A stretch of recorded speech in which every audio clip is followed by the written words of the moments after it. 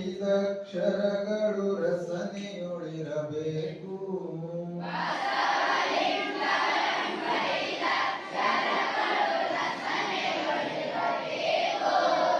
ಶಶಿಕಾಂತದೊಳಿ ಹರಸದ ಪರಿಯೊಳಿ ವಸುಧೆಯೊಳಿರಬೇಕು.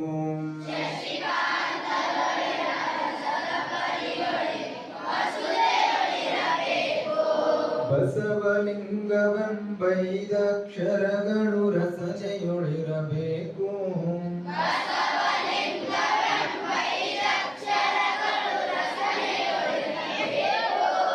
ಶಶಿಕಾಂತದೊಳಿ ಹರಸದ ಪರಿಯೊಳಿ ವಸು